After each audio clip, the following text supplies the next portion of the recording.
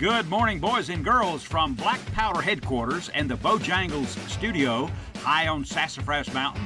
CDA presents Real Tree Radio. Welcome to a brand new, unused Saturday morning.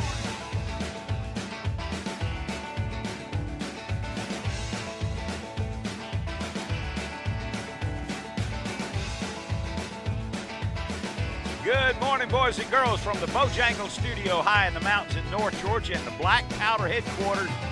This is O'Neill Outside presenting to you Real Tree Radio. Welcome to a brand new, unused Saturday morning.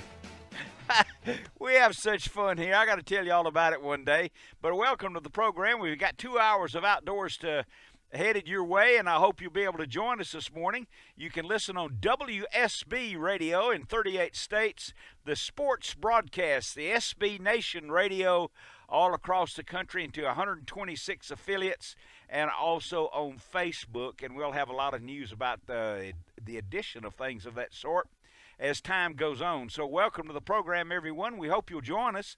The telephone numbers are 404-872-0750,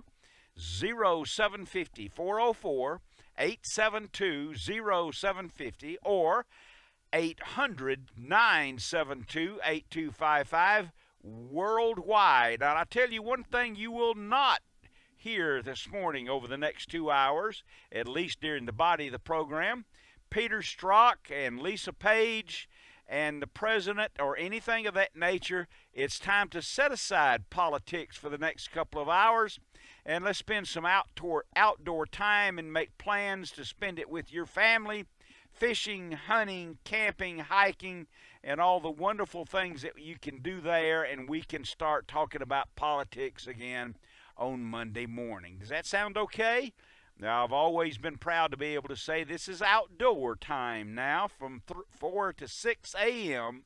on WSB and the SB Nation Radio. Let me tell you, this program is brought to you every Saturday morning by Tough Shed, Horsetown, Hayes Auto, Real Tree, Fire Aid 2000, Timbuktu Outdoors, great stuff, True Turn and Roadrunner, Crocodile Bay Resort, Striplings, Works Tools, the Whitetail Institute, Rugged Ridge, Jeep Parts, excuse me, and you can always tell if a Jeep has been in touch with Rugged Ridge because of the way it looks, and Thorogood Boots, and the Governor's Gun Club. So, 2 hours of outdoors headed your way. Woman Williams will join us in a little while. This is O'Neill on Saturday mornings, and I hope you'll take time to join us. You know the telephone numbers, so let's give it a try, because I'll be back.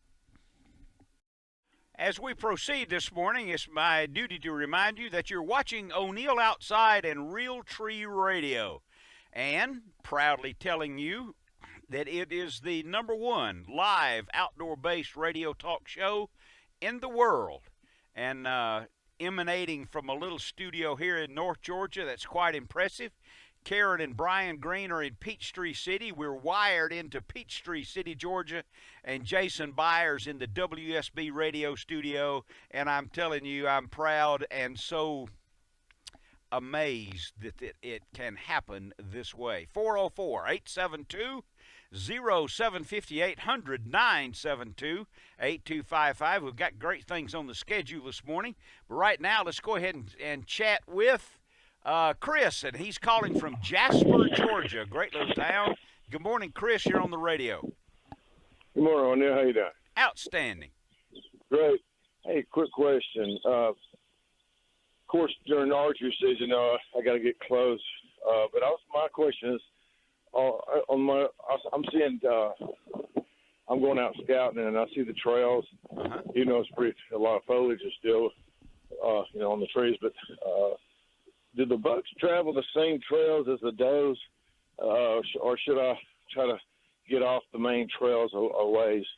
Well, during the rut, they're all on the same trail, and that's your best bet. That's for sure. But you are doing it right, and you're making a hunt out of it, and I congratulate you for that.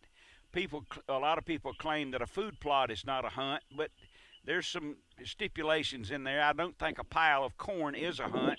and we got that to talk about later. But your preparation in the woods is what counts. You're making a hunt out of it. When the rut begins, everything changes. That's why I will tell you, and you sound like you're a veteran hunter, during the rut, you hunt for the does. You follow? Correct. You hunt for the does because that's what he is looking for too. He's trying to find them, and he doesn't bed up very long in the during the run either. You know, the whitetail buck rarely sleeps more than 30 minutes at a time. Most of the time, 2 or 3 minutes. So are you already scouting and spending some time in the woods in preparation for deer season? Yeah, I mean, you know, I got ate up with ticks the other day. I mean, it's pretty bad. But yeah, I was looking around. But I guess my question is, when archery season starts in September, of course, I'll probably wait a little bit later. But will the bucks be traveling those same trails then before the rut, or no? No. What you're finding, unless or what's the difference between a deer route that does use and a route or place that the bucks use? All right. The difference is if the bucks are using it, there's going to be scrapes and rubs. If the does, then it won't be. They will mutually use that, but you're in and out of food plots, and those routes will be marked by the scrapes and rubs if it's a buck travel route. They do not bed down at night together until the rut begins. Fantastic. I appreciate the advice. Thank you. You know that what's so interesting to me about it, of so many things, is what applies this year is the same thing that applies last year and the year before and the year before and next year too. You know, the thing about hunters, and I've heard you say it 1,000 times, but these guys still don't understand that what you just said. They go in the rut the same time every year, but most of these guys will say, well, it's too hot, or when it gets cold, the rut starts. But you know, you tell me the number of hours in the day. I forget the term you call it, but anyway, it's the photo period. Yeah, that's right. I think that's the biggest. The terminology, correct, that I've learned from the DNR people is it's photoperiodism. It's the application of the number of hours of daylight. Right. Interesting. Well, isn't it? I appreciate it. You Enjoy bet. your show. Have a great weekend, pal. I'm glad you called. Thank you. You bet. I'll see you soon. There you go. Let's make sure. There we are.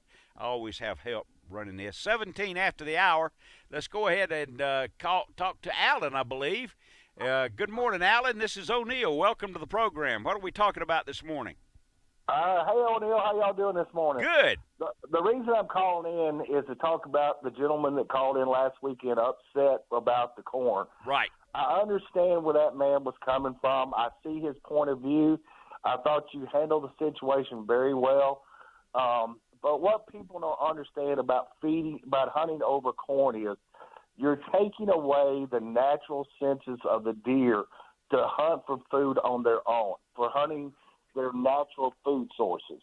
Yes. And the yearling deer, if all they know is to hunt, is to eat corn, they will never learn what other food sources are out there for them. If there's deer on the property, there has to be a food source of some kind. And I don't disagree with the gentleman. I understand why he's so specific about corn, because of, you know, it's easy, it's for kids and whatever.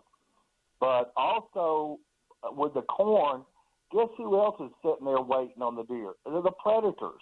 You betcha. You're setting up the yearlings to be massacred by the coyotes, the bobcats, and the foxes.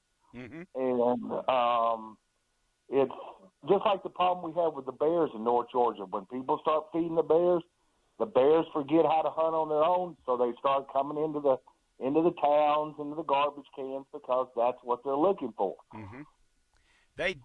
And the bear, you know, we have a lot of bears here in North Georgia where I live, and in talking with the DNR and transferring this subject matter, which is related from the whitetail over to the bear doesn't relearn. He doesn't unlearn to visit someone's house and go back to his natural habits. Well, the same thing will happen with the young deer, the first year deer. If they don't know anything other than eating corn, then they don't know how to learn how to hunt for food on their own. If there's deer on the property, there's got to be a food source that keeps them there, or they wouldn't be there to begin with. Yeah, or they'll just leave. That's right. And then, like with us hunting for pigs down in South Georgia with the farmers, a lot of them have corn feeders, the spreaders. Mm-hmm. But what they're having a problem with is once the pigs find the corn, it's theirs. Nobody else is coming in there. The pigs will take over. They'll defecate in it. And then, like the feeders in South Georgia, the pigs know there's corn in that machine. So they'll just beat on it and beat on it and beat on it until they knock it over, and then it's theirs. I mean, we've seen too many of them on cameras watching these pigs knock these big feeders over. These are expensive pieces of equipment, and they treat it like it's a toy. Yeah, the hogs are a huge problem. They are very smart, and I will tell you, if you get a population of hogs, that will help you remove the turkeys and the deer from your property. And quickly, I mean, because the hogs, once they find it, they find the corn, they're going to know it's there too, and they're going to come in and run everything else off. And of course, once the deer smell the hogs, especially their defecation, they're not coming back, period. Yeah, they're afraid of them. Yeah, oh yeah, of course. And most predators, small predators, are afraid of the hogs too, because I've seen some that I'm scared of. I mean, I've seen some big hogs the last couple of years hunting with these boys, and I've seen some that I wouldn't want to be caught one-on-one with in the woods with. Absolutely. But I understand where that gentleman was coming from. It's I do too. And but I thought both of you handled the situation really well. But I just wish people would understand there's a good thing about corn and there's a bad thing about corn. And once you start feeding a wild animal, he loses the sense for him to go back to his natural feeding habits.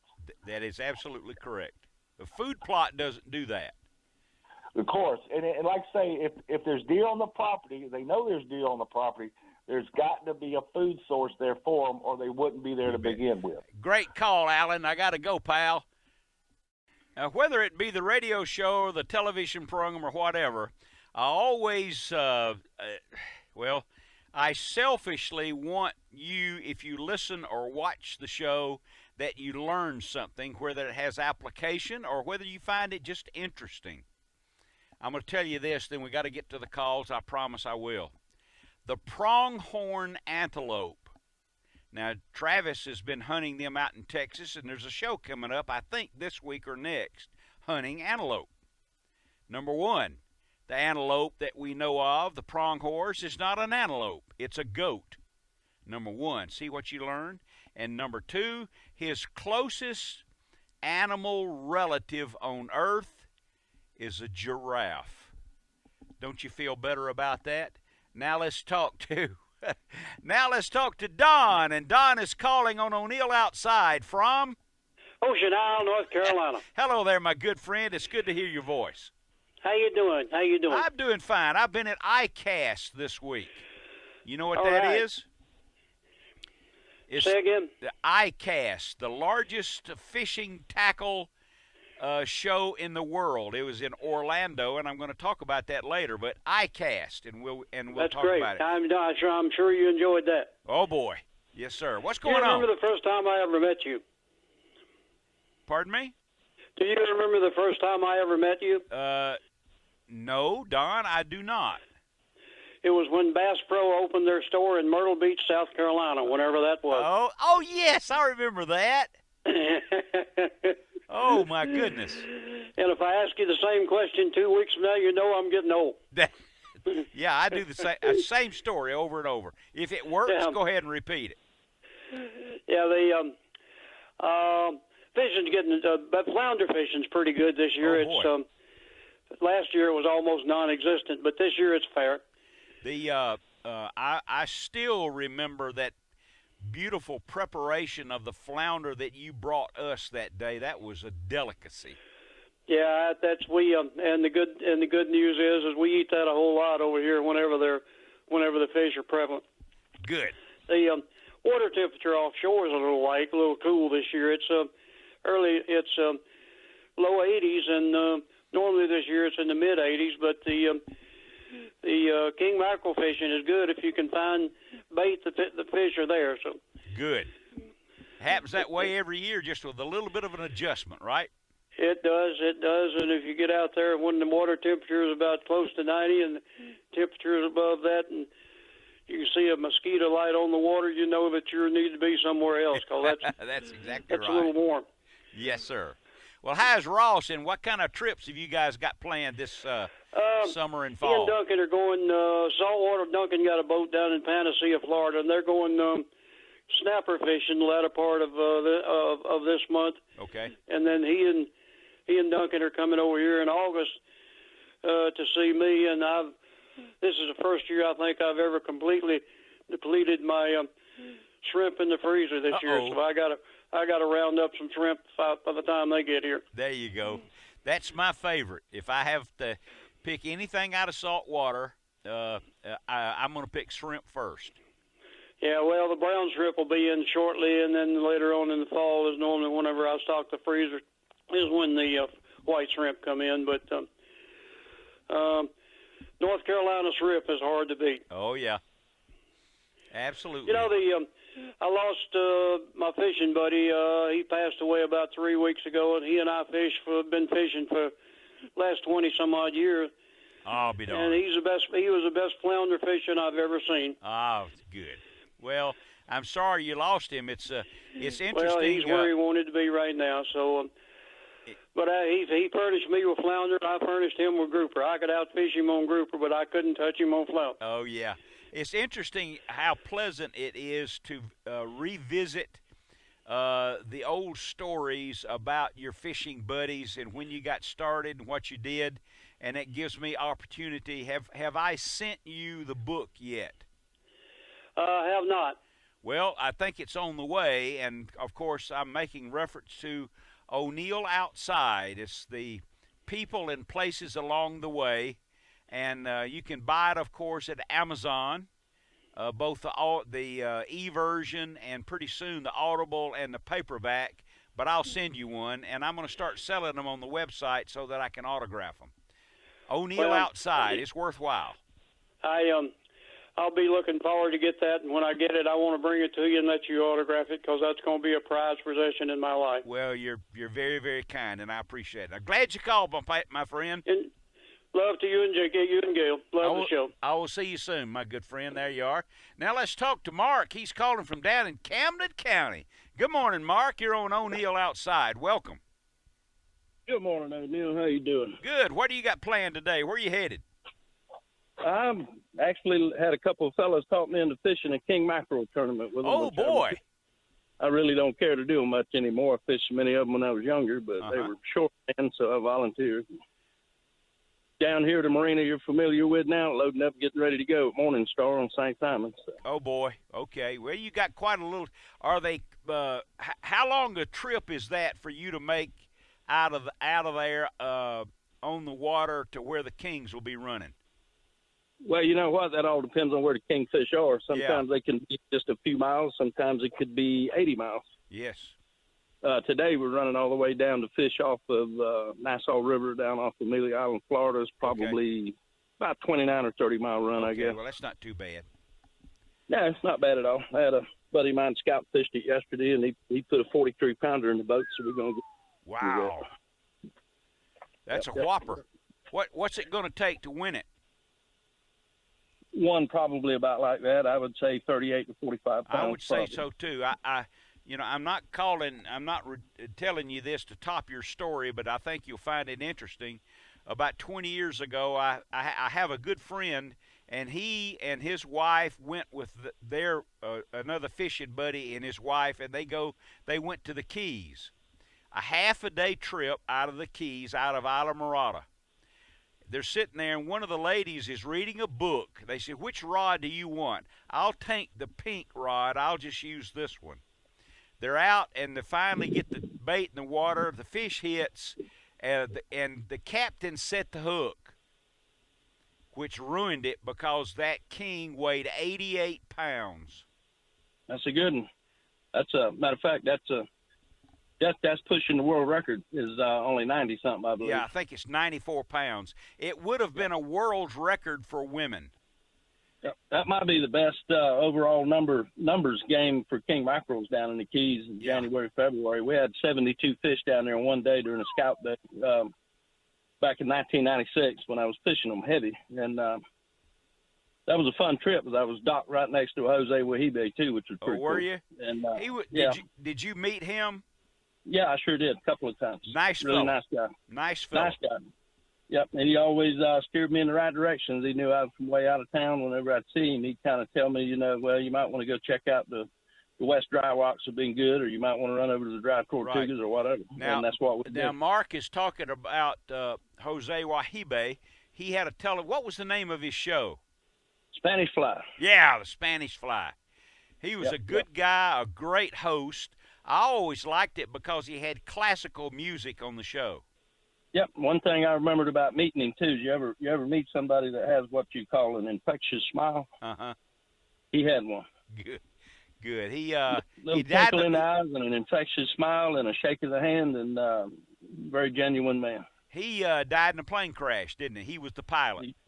He sure did. He Wow. was in his own plane, got caught in a wind shear, and got drove right down into the ground.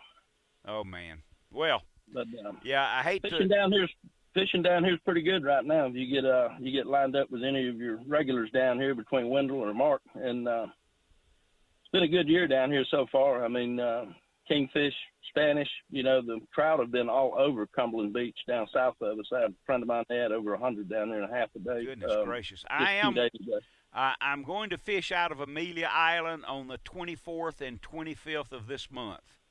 I'm going down to fish with Jimmy Johnson. Oh, yeah. Behind the shrimp boat for sharks. There you go. You'll get a kick out of that. Those big man. Spinners. We came through a school of spinner sharks down there about 2 miles off South Jetty on St. Mary's, and there was fish jumping everywhere. Oh, man. I've never landed a spinner. Yep. You'll see them. Well, they jump and spin and break the hook, break the line. They sure will. Yeah, I've never landed one. I've landed some big black tips. I landed a black tip about 110. Yeah. But it had to be just right. All right, my good friend, have a good, safe trip and stay in touch. Yes, sir. You bet. I'll see you soon, pal. There you go. Mark always has a great adventure or two to pass along to us. It's 35 after the hour. We need to go to a break here for a moment, but when we return in a few minutes, we will have the radio prize package. The question's a little bit too easy this week, I'm afraid, but nevertheless, that's okay. We'll get to it right away. And this is O'Neill with O'Neill Outside. The telephone numbers are 404-872-0750, 800-972-8255. You can be in touch with us also on Facebook, even though Woman Williams is not with us the first part of the program this morning, for her to monitor that. But, leave your questions. She'll be down here in a few minutes, and we can entertain your questions, your observations, and listen to your recommendations. Now, whether you're in Sacramento or L.A. or St. Louis, Pittsburgh, Philadelphia, Dallas, Houston, Little Rock, Columbus, it doesn't matter. You can be in touch with us on the Sports Broadcast Radio Network and, of course, WSB. This is O'Neill Outside presents Real Tree Radio, and it's about time to start talking about deer hunting and all that. And I'll have an observation about ICAST, the biggest sport fishing show in the world. I was there this week. It was a pleasant experience, and I learned a lot, and I'll be passing along that to you, along with the radio prize package when we return. Welcome back, everyone. It's time for us to make the show a little bit more worthwhile, if you will.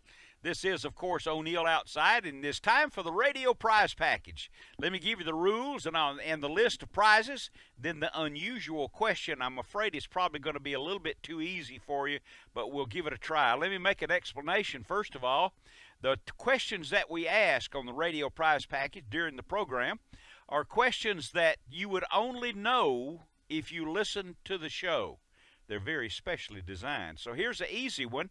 But first of all, here's the radio prize package, and I have to read it, and I probably should get my glasses. You'll get a Fire Aid fire suppressor, one of these, like that right there, okay? You can see that on Facebook. $25 Bass Pro Shop gift card, $10 Bojangles gift card. Great chicken. You know it. Okay.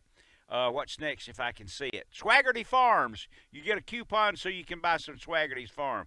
DNR Magazine, a bottle of Big Green Egg barbecue sauce, a Real Tree hat and decal combo, a Forecaster from Data Sport, an Angler Magazine, a Dude Magazine, 2 cans of Fisher's Choice baits. Big hit that was. I got to tell you about that. Bug Band wipes, a True Turn hook pack, a Thunder Chicken float by Mark Noble, a Thorogood hat, and just a Thorogood hat. And let's see what else. I think that's it. And here is your question.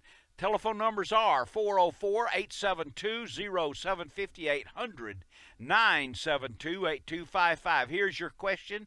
Call in. It will not be repeated. And the question is, Jimmy Houston and O'Neill both played the same musical instrument when we were, not the same one, but the same style, if you will, the same musical instrument when we were in high school. Not exactly the coolest instrument going. What was the instrument that Jimmy and O'Neill played? Okay, it's 42 after the hour, and now we've got a caller right here. Let's see if we can get to. I don't have a name right here, Jason, so we want to try that one right there. It's on Richard. Line number 6. Okay, this is O'Neill. You're on the radio. Who's this? Are you speaking to me? I hope so. Oh, this will be Richard. Hey, Richard. It wasn't on my screen that it was Richard. Are you listening this morning, or do we want to chat? No, I'm listening to you. Just Good. turn the radio on.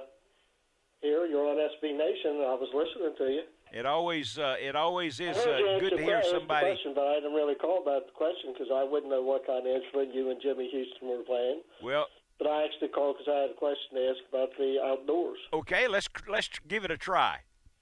What I wanted to find out, I used to go to North Bay, Ontario, Canada. Well, I went there once, but there was this retired doctor and a fireman who used to go there in early May every year. And I went up there. I mean, we had trouble because when I went there, but I mean, I just wondered, why would they go up there that time of the year? When I went there, it was snowing, and they just stayed in the cabin. I went out to fish. But I'm just wondering, what kind of fish are located in North Bay, Ontario, Canada, that you'd want to go there every year? Well, there would be two. The number one fish is the best tasting freshwater fish in the world, to me, and that is a walleye. And then you've got northern pike for sport. Now, the reason you go up so early is that the northern pike and the walleyes are normally a deep water fish. But early in the springtime, very early, right after the ice breaks, they get into shallow water to spawn. And it makes them accessible and makes them more fun to catch. So up in those climes in Canada, the fish spawn right after the ice breaks up. That's why you would go so early. I just couldn't figure why they would go there, and especially when it's snowing, they just stayed in the cabin. I was, what's this all about? I mean, Yeah, if you're that's right. going to go there, you should be going outside. They didn't want to. They actually told me that you could catch. Somebody told me you could catch lake trout up there. They have big lake trout. And indeed, you can. And that's an early Hey, spawn thank you, fish also. in northern climes, I tell you what, the spring and the summers are so short that the fish have to get started early, and they really do. They'll spawn when the water temperature is in the mid-30s. It's really interesting. It was snowing when I was there, and I wasn't about to stay in the cabin because I didn't know what I understand. I spent a lot of time in those cabins too. We go probably the second or third week of May, and it rains every day and it's cold, but you catch about 100 fish a day. Oh, okay, but they wouldn't even go out, and plus we got thrown out of the cabin after 3 days because this kid was a prankster and kept throwing firecrackers at me, and I just took the kid and threw him through the screen door, and then his dad took me and threw me through the screen door, and they just threw us out of the cabin. So that was the name of that tune. Richard, it sounds like a wonderful trip. You want to put your own hole, or you want to drop? No, I want to drop because I had no reason to be on hold. Okay, well, there you go. I'll see you soon, my good friend. This is O'Neill outside. 46 is 46 minutes after the hour, and somewhere along there is a winner of the radio prize package, I should think. And the question was, what is the musical instrument that Jimmy Houston and I played? We found out that we played when we were in high school. Interesting, and quite a radio prize package, and it always takes us a couple of weeks to get it to you, but we'll get that answer, I'm sure, from someone here in a few minutes. 404-872-0750, 800-972-82559. In the second hour of the program, of course, we will have the Silent Hero Award and the Medal of Honor tribute. Those are two of the most popular pieces of the second hour of the show, and we do certainly hope that you enjoy that. And the reason we started that sort of thing was, and I'll tell you now, and when I have a moment, that I started that because I was in a Waffle House. This was years ago, and I walked into the Waffle House one morning, and a fellow jumped down off the stool, and he came over and he hugged me, and he said, "O'Neill, I love you. You're my hero."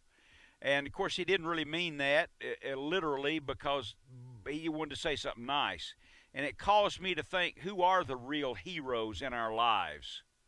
Firemen, EMTs, police, soldiers, teachers, doctors, nurses, and sometimes parents.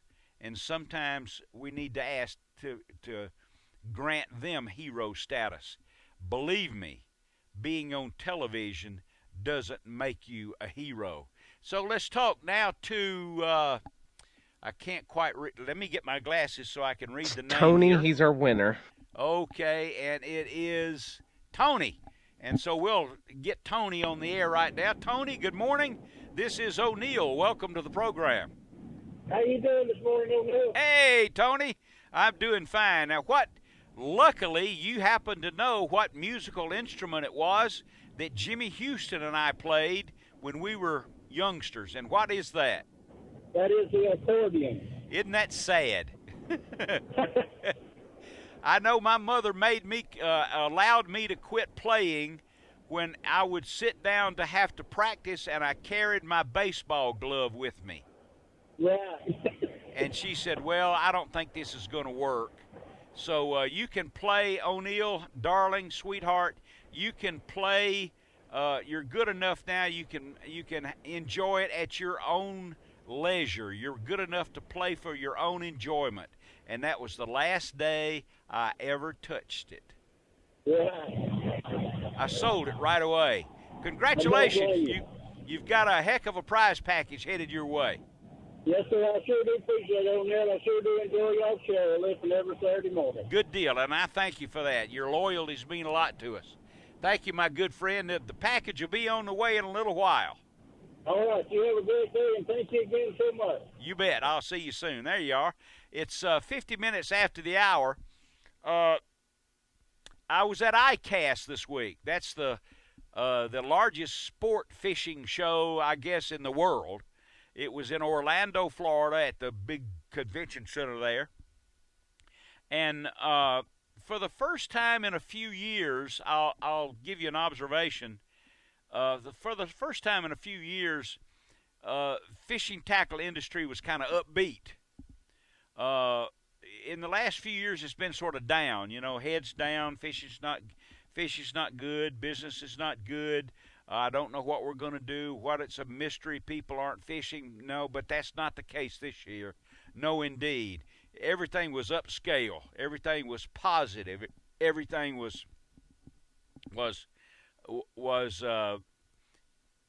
productive.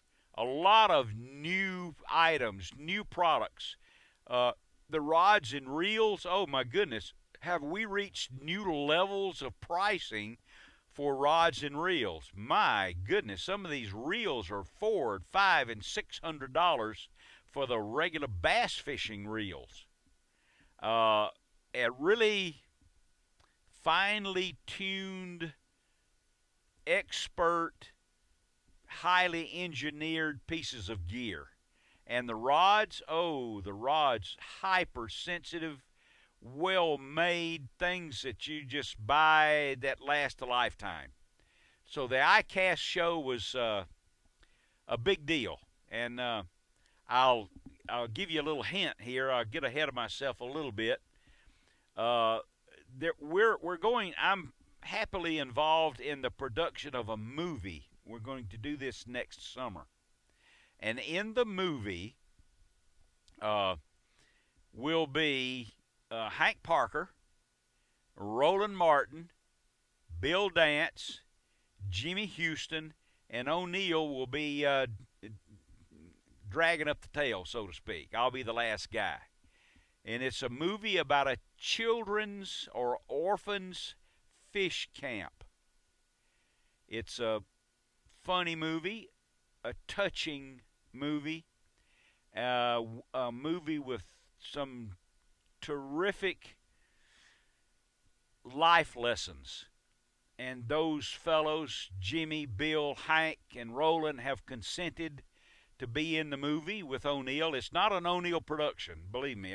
I don't know anything about making movies.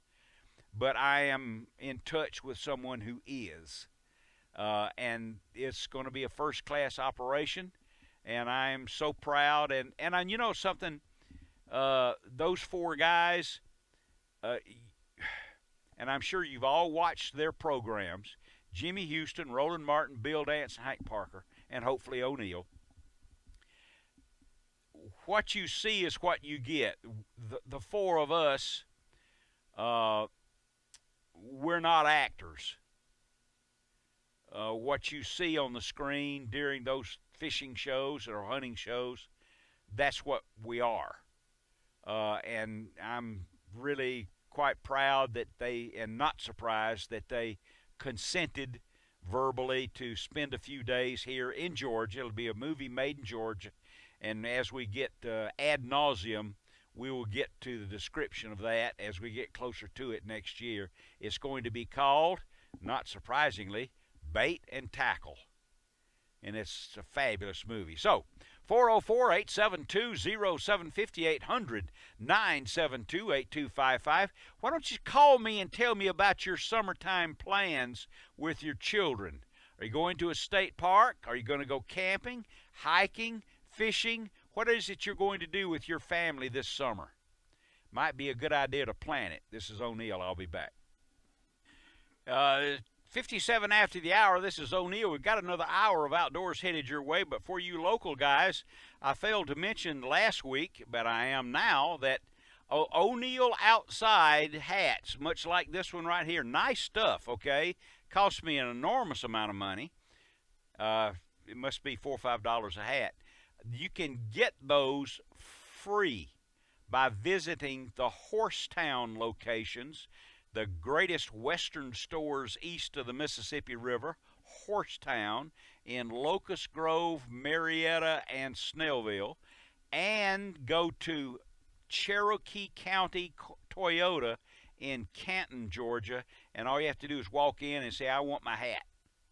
I want the O'Neill Outside. I've signed them all. All you have to do is just walk in and get one. So that's kind of worthwhile. As I say ad nauseum, the hats cost me $7. After I sign them, they're probably worth $3. But it is a quality hat. It's something that'll keep the sun out of your eyes. and off the top of your head if you're follically challenged like I am.